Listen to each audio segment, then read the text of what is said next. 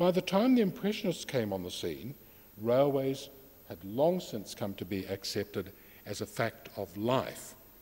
And the railways appear quite prosaically, quite matter-of-factly, as subject matter to be exploited along with the landscape in which the railways moved and sat in their paintings. Monet, of course, made use of the railways from a fairly early date. Born in Paris in 1840, but moved to Le Havre on the Normandy coast in 1845, it was possible to travel by steamer up to Rouen, and that wonderful cathedral is represented in the exhibition, and then travel from Rouen to Paris. But soon the railways were extended right through to the coast, and the railway line from Le Havre to Paris became a virtual highway. And it was that highway that brought fashionable Parisians to the Normandy coast to enjoy the recreation and leisure that was now being created through the prosperity generated from the Industrial Revolution. What we see here, more likely than not, in the series of paintings of fashionable people, are day trippers from Paris, who've come from Paris to enjoy themselves on the beach, and then they go back to Paris by the night train. And in the background is, of course, another sign of the age of modernity, the steamer. In this case, I think it's the ferry, but in other paintings, it's a cross-channel steamer taking people from the Normandy coast to Southampton. So fashionable day trippers are promenading on the beach, enjoying leisure and recreation, enjoying excursions, and these subjects come up in Impressionist painting: boating, swimming, yachting, horse racing. There's one in the exhibition here, picnics. Now, Boudin's claim to fame, or he has several claims to fame, but one of them is that he mentored Monet. He discovered Monet's talent, and there was a very close relationship there. No doubt, which is no doubt the reason why Boudin was included in the first Impressionist exhibition in Paris in 1874. Here's Manet, an associate of the Impressionists, painting the railway. Monet, painting the railway bridge at Argenteuil. There are quite a number of railway subject paintings from this area on the Seine, the banks of the Seine, where Monet lived at that time when he returned to France.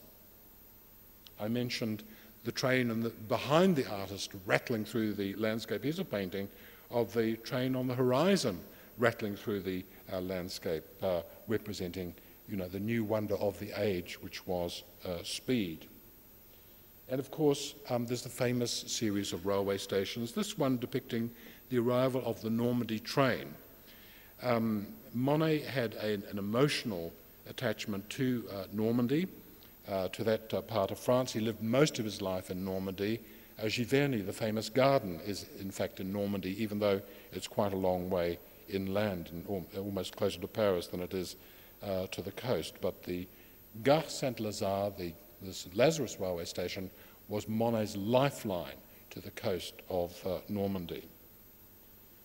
And in London, Charing Cross Bridge, with the trains crisscrossing on an overcast and smoggy day, to which no doubt the hundreds of trains crossing the various bridges of the Thames no doubt contributed. And a late train painting by Camille Pissarro, the train Bedford Park of 1897. But back to 1871, the war had ended, the Franco-Prussian War had ended. It was the beginning of the Third Republic. Pissarro returned to Paris, and Monet also returned later in the year, taking up residence at Argenteuil with his young wife, Camille, and there she is represented with their child in the artist's garden at Argenteuil.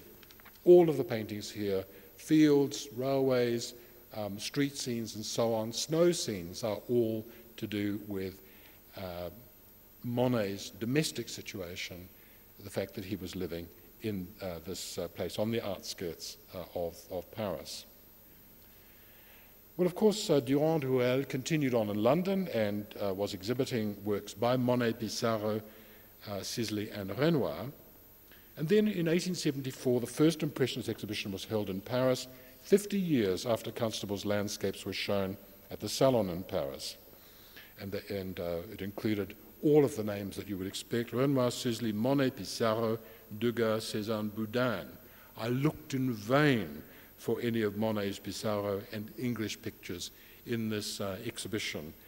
Perhaps they remained in London, perhaps they'd already been sold. But it was in this exhibition that Monet's painting of the harbour at Le Havre, captured in the morning sunlight as the sun was rising, in very foggy, very smoggy conditions. Look at all that smoke pouring out of the chimneys and out of the steamers, and the railway station was very close by as well. You quite often read in books on Impressionism about this painting, which is absolutely pivotal painting in the history of Impressionism, that Monet has painted the scene in fog or mist, but it is in fact smog. It's an industrial landscape. And this is the painting which, when it was exhibited, caused one critic to dismiss all of the paintings as mere impressions. And what the artists were doing, that so offended academic practice at that time, were exhibiting paintings that had been done en ébauche, those sketches, that stage in Constable's practice, as though they were finished works. And people have asked me about The Mother and Child by Toulmouche in the exhibition, that it doesn't seem like an Impressionist painting, and of course it's not. It's a very polished, enamelled, finished example of academic painting by an artist with whom Monet studied, and against whom, or at least against whose tradition, Monet and his fellow Impressionist artists were to react.